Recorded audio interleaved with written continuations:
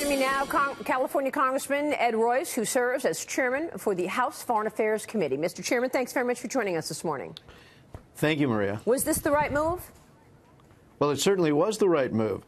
And not only was it the right move, but the inclusion of Britain and France in the operation, as well as the support that Turkey gave us, perhaps gives us a way forward, because now we have a situation where all of the neighbors around Syria are dealing with the results of this mass exodus of people fleeing this conflict.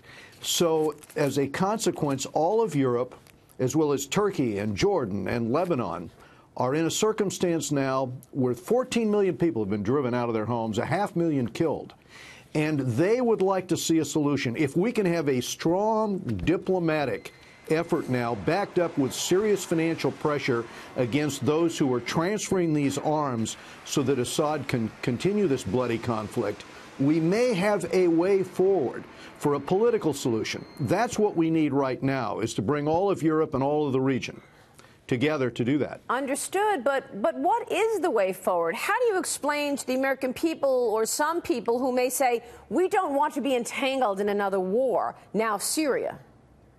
Well, what we're talking about now is what you saw in terms of the diplomacy that went into getting Britain and France on board and getting the support of the regional players here. There's only one actor, and that's Iran, that wants to keep this kind of disorder because they want a land bridge to bring weapons and fighters up to the border of Israel. They need anarchy in Syria for that purpose.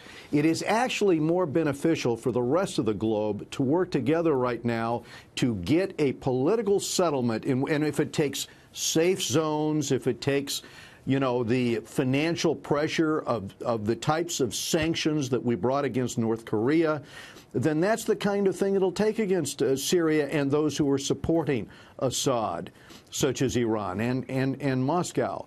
But I think if we now move forward on that front, we can look forward to an end to 7 years of a bloody conflict that otherwise the Iranians are going to continue to pour those troops in there and build up their weapons operations up against the Israeli border.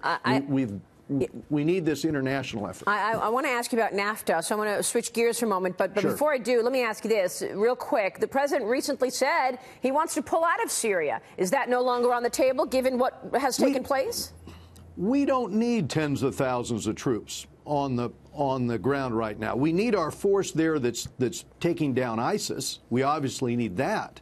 But we don't need the introduction of U.S. ground forces in those numbers into that region. What we need, as I said, is a diplomatic political solution right now where we have a strategy. And this week, when we go into session, I'm asking the administration to come up and to testify. That's what we're going to have as a hearing on a strategy forward. And second, I want that bill that we passed out of our committee into the Senate. We need that Senate bill to get to the president's desk to put those serious financial pressures and sanctions against Assad and his backers. Okay. Well, we'll be watching for that, Congressman. Real quick on NAFTA. This week, Vice President Mike Pence said this, and I quote, "We are very close to the kind of breakthrough on issues of immigration, drug interjection that will be the benefit to both sides, and we could have a final NAFTA agreement possible in several weeks." And you say?